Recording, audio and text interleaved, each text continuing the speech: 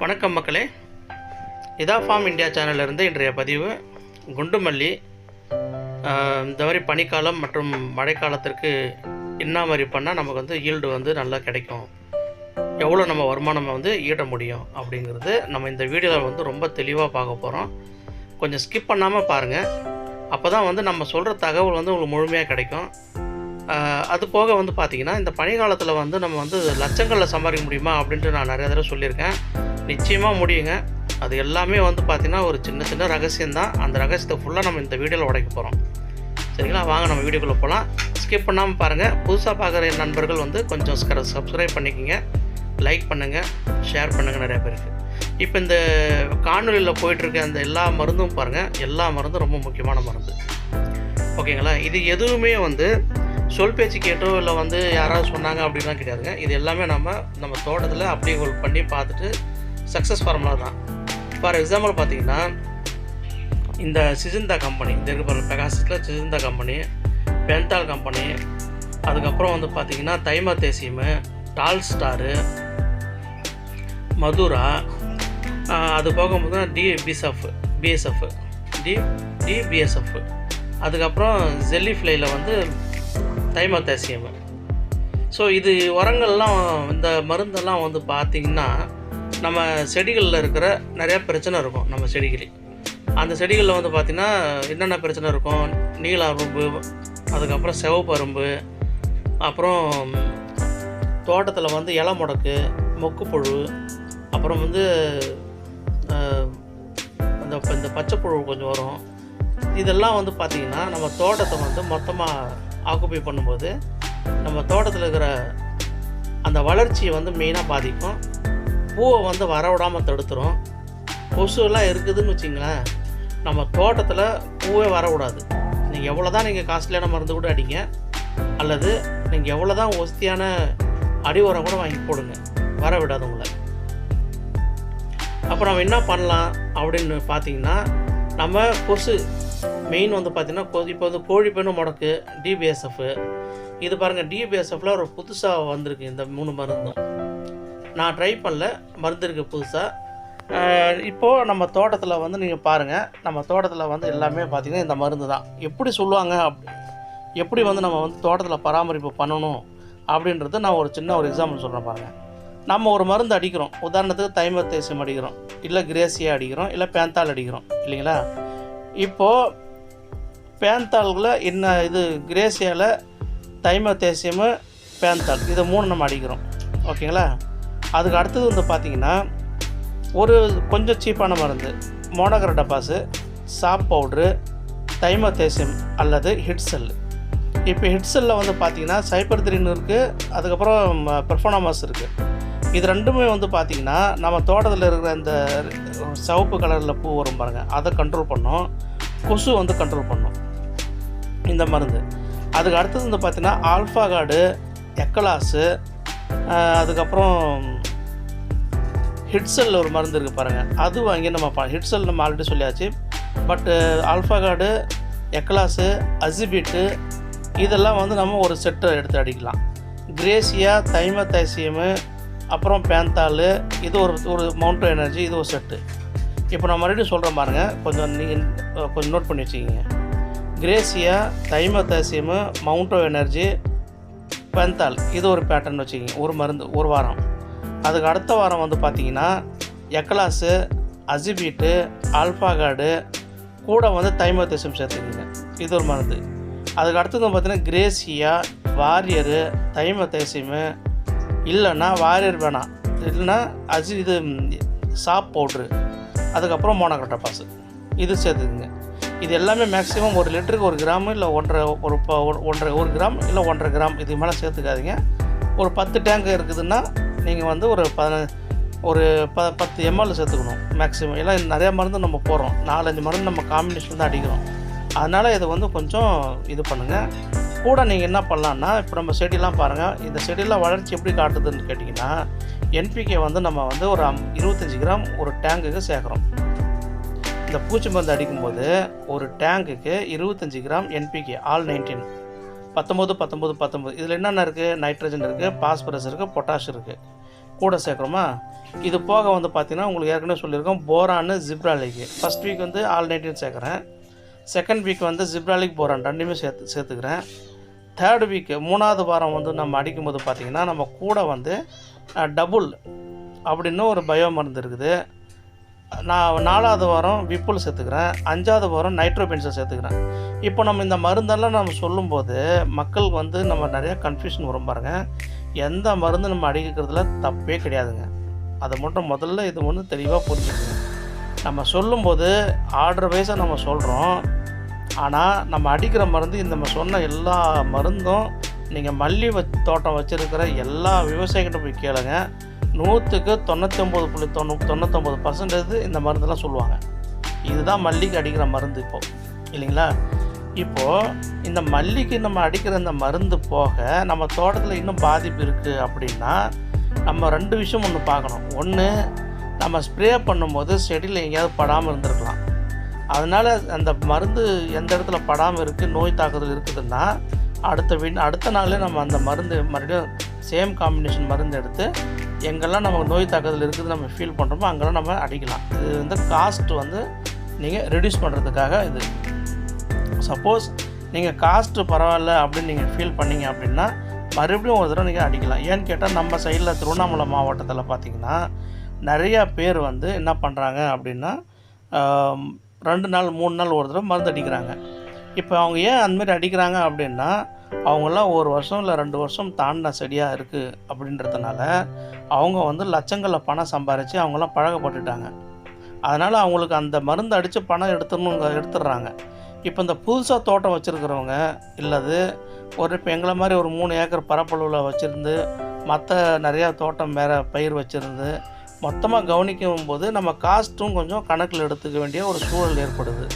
அது வந்து சிக்கனம் அப்படிங்கிறது கிடையாது. கூடவே வந்து பார்த்திங்கன்னா நம்ம ஒரு முறை காஸ்ட்லியான மருந்து அடித்தா ஒரு முறை கம்மியான மருந்து அடிக்கணும். பேலன்ஸ் ஆகும், காஸ்ட்டும் பேலன்ஸ் ஆகும். 2வது, நமக்கு எல்லா வகையான பூச்சி மருந்தும் நம்ம செடியில் அடிக்கும்போது ஒரு பூச்சி கூட நம்ம செடியில் வராது. 1. 2வது வந்து நம்ம அடி உரம் நம்ம வைக்கிறோம் பார்த்துங்க. அடி உரம் நம்ம வைக்கும்போது நான் உங்களுக்கு ஏற்கனவே நிறையா தடவை சொல்லியிருக்கேன். ஒரு 30 சென்ட் நீங்கள் ஒரு பரப்பளவில் ஒரு அடி உரம் நீங்கள் வைக்க போகிறீங்க அப்படின்னா நீங்கள் என்ன பண்ணலான்னு பாருங்கள். 20-20-0-13 அந்த மருந்து நீங்கள் எடுக்கிறாங்க. ஃபேக்டாம்பாஸு 20-20-13ல் 20% நைட்ரஜன், 20% பாஸ்பரஸு, 0 வந்து பொட்டாஷ் வந்து 0, 13% சல்ஃபர் ரொம்ப முக்கியம் செடிங்களுக்கு இல்லைங்களா.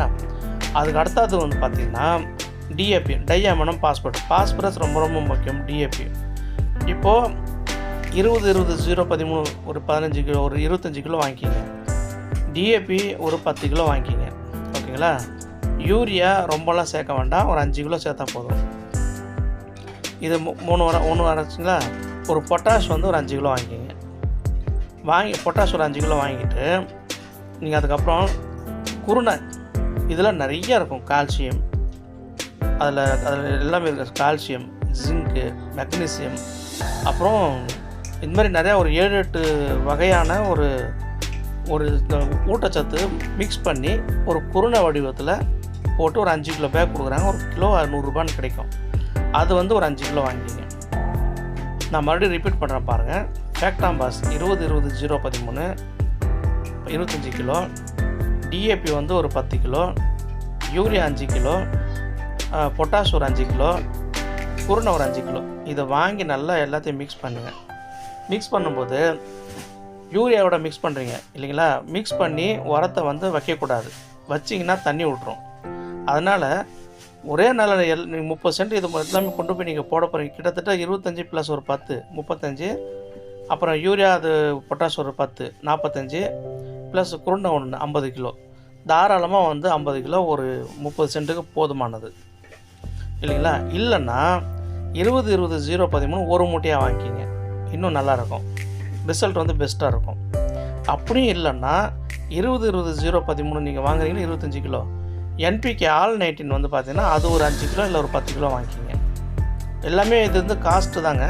நம்ம இந்த உரம் வந்து 30 சென்ட்டுக்கு போதும். நீங்கள் மொத்தமாக நீங்கள் பார்த்தீங்க இப்போ இதில் NPK ஒரு 10 கிலோ நீங்கள் கூட சேர்த்துக்கிட்டிங்கன்னா 60 கிலோ வரும் டோட்டலாக.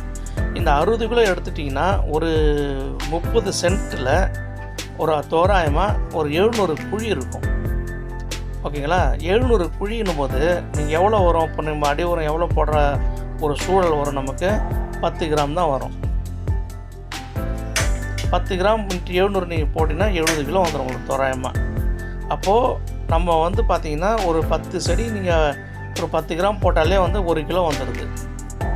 ஒரு குழிக்கு 10 கிராம் போட்டாலே நமக்கு வந்து 1 கிலோ வந்துடுது. ஸோ எனக்கு பொறுத்த வரைக்கும் இது இளம் செடிகளுக்கு போதும். நான் மறுபடியும் ரிப்பீட் பண்ணுறேன், இது வந்து இளம் செடிகளுக்கு போதும். 10 கிராம் 20 கிராம் போதும் இல்லைங்களா? இப்போது நம்ம இதே ஒரு 6 மாதம் தாண்டின செடியாக இருக்குதுன்னா, 6 மாதம் கழிஞ்ச செடியாக இருக்குது, இல்லை 1 வருஷம் பக்கத்தில் இருக்கிற செடியாக இருந்ததுன்னா நிச்சயமாக நம்ம 20-20-0-13 ஒரு மூட்டை வாங்கணும். All-19 வந்து ஒரு மூட்டை வாங்கணும். டிஏபி வந்து ஒரு 15 கிலோ வாங்கணும். யூரியா வந்து ஒரு 5 கிலோ போதும். பொட்டாஷ் அதேமாதிரி ஒரு 5 கிலோ 10 கிலோ போதும். பொட்டாஷ் வந்து ஒரு 10 கிலோ. நான் மறுபடியும் ரிப்பீட் பண்ணுறேன், 20-20-0-13 ஃபேக்டாமாஸ் ஒரு மூட்டை, All-19 ஒரு மூட்டை வாங்கிக்கிங்க. டிஏபி வந்து ஒரு 15 கிலோ போதும். பொட்டாஷ் வந்து ஒரு 10 கிலோ வாங்கிக்கிங்க. அதேமாதிரி குருணை ஒரு 5 கிலோ வாங்கிக்கிங்க. யூரியா 5 கிலோ வாங்கிக்கிங்க. இதெல்லாம் கலந்து ஒரு 70 கிராம் 80 கிராம் அளவில் செடிக்கு தள்ளி ஒரு 1/2 அடி அளவில் நீங்கள் உரம் போடுங்க. அப்படி உரம் போடும்போது தண்ணி போட்டுட்டு தண்ணி கட்டுங்க செடிங்களுக்கு. நீங்கள் எழுதி வச்சுக்கிங்க, இல்லை நம்ம சேனலை பேர் நாங்கள் நோட் பண்ணி வச்சுக்கிங்க. நிதா ஃபார்ம் இந்தியா சேனல் நம்ம சேனலில் நான் சொன்ன உரங்கள் நீங்கள் போடுங்க. போட்டுட்டு கரெக்டாக ஒரு 4 to 5 days வெயிட் பண்ணுங்கள். உங்கள் தோட்டத்தில் ஒரு மாற்றம் வரலன்னா, அதாவது தி பெஸ்ட் ரிசல்ட் வரலன்னா, நீங்கள் கமெண்ட் பாக்ஸில் எனக்கு கேள்வி கேளுங்க. I will be able to answerable. இது வந்து இந்த சீக்கிரசியும் இந்த மாதிரி ஒரு விஷயங்கள் வந்து யாருமே அவ்வளோ சீக்கிரம் சொல்லித்தர மாட்டேன்றாங்க. சும்மா எதுக்கு எடுத்தாலும் வந்து அந்த பெரிய பெரிய உரமாக சொல்கிறாங்க தவிர, மண்ணுக்கு எப்படி ஒரு மிக்ஸ்டாக வேணுங்க. எப்போவுமே எல்லா கலவையும் வேணும். நான் சொன்ன பாருங்கள், குருணில் சல்ஃபர் இருக்கும், மெக்னீசியம் இருக்கும், ஜிங்க் இருக்கும், பாஸ்பரஸ் இருக்கும். இது எல்லாமே மிக்ஸ் பண்ணி தான் நமக்கு செடிகளுக்கு வேணும். எந்த அளவுக்கு ரொம்ப முக்கியம். அதாவது நம்ம முன்னாடியே உங்களுக்கு நிறையா விஷயம் வீடியோவில் சொல்லியிருந்தேன். நம்ம தொடர்ந்து நம்ம சேனலை பார்க்குற நண்பர்களுக்கு புரியும். There are 3 elements is the very important for the plants. நான் ஏற்கனவே சொன்னது 3 எலிமெண்ட் நம்ம தோட்டத்துக்கு மிகவும் முக்கியமானது.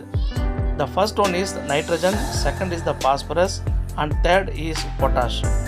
இது வந்து நம்ம தமிழில் சொல்லணும்னா தழைச்சத்து, மணிச்சத்து, சாம்பல் சத்து.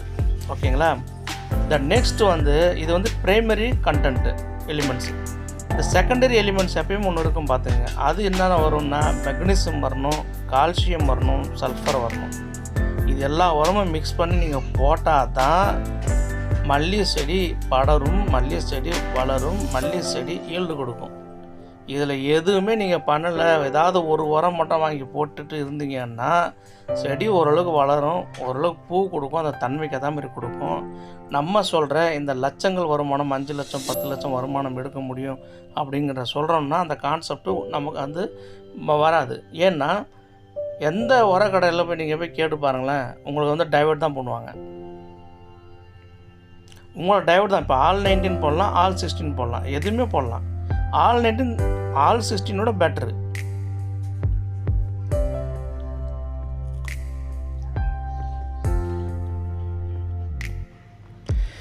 இந்த மாதிரி நம்ம பராமரிப்பு செடிகளுக்கு பண்ணும்போதுங்க, இப்போது நம்ம எவ்வளோ ஈல்டு வரும் ஓகேங்களா?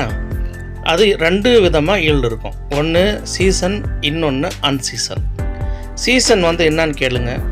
March, April, May, June, July, August, September, October வரைக்கும் ஓகே, 8 மாதம் ஓகேங்களா? நவம்பர் மாதம் கொஞ்சம் ஈல்டு வந்து குறைய ஆரம்பிச்சிடும். அக்டோபர் 2 வரைக்கும் ஓகே. நவம்பர் மாதம் டிஃபால்ட் ஈல்டு வந்து குறைய ஆரம்பிச்சிடுங்க. அக்டோபர்லேயே கொஞ்சம் ஸ்லைட்டாக குறைஞ்சிரும். நவம்பர் மாதம் குறைய ஆரம்பிக்கும். டிசம்பர் மாதம்லேருந்து பார்த்திங்கன்னா சுத்தமாக ஈல்டு இருக்காது. ஆனால் டிசம்பர் எண்டில் வரைக்கும் கொஞ்சம் ஈல்டு இருக்காதுன்னு வச்சுக்கோங்க. வரும், கொஞ்சமாக வரும். ஜனவரியில் கொஞ்சம் ஈல்டு இருக்காது. ஓகே, இப்போது ஏன் அந்த மாதிரி பார்த்திங்கன்னா இது வந்து ஹாட் சீசனில் தான் வரும், பனி காலத்தில் வராது. ஆனால் சில நண்பர்களுக்கு நான் தோட்டத்தில் இருக்கிறவங்களுக்கு ஒரு 3 வருஷம் முடிஞ்ச செடிகளில் வருது, பூ வருது. ஆனால் நம்ம செடியை வந்து ஒரு வருஷம் ஆனதுக்கு பிறகு நம்ம செடியெல்லாம் நல்லா வளர்ந்துடும் இல்லைங்களா. இப்போ நம்ம செடியை அப்படியே விட்டுகிட்டே இருந்தோம்னா ஒரு 50 கிளை இருக்குன்னு வச்சிங்களேன் ஒரு செடியில். அதே 50 கிளை தான், 50லேருந்து ஒரு 10-30 கிளை கூடும், இப்படியே படர்ந்து போயிட்டே இருக்கும். அப்போ நம்ம செடி என்ன பண்ணணும் அப்படின்னு பார்த்தீங்கன்னா, நம்ம செடியை வந்து கட் பண்ணணும்.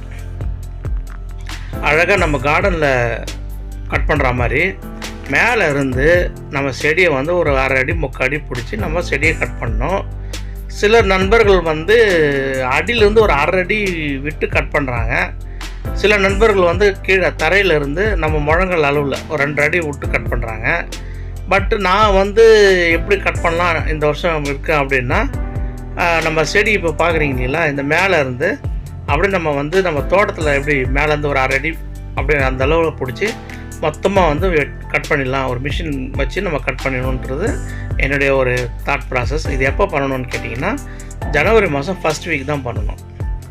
அதுக்கு முன்னாடி பண்ணிடாதீங்க, இலை முடக்கு நோய் வந்துடும்.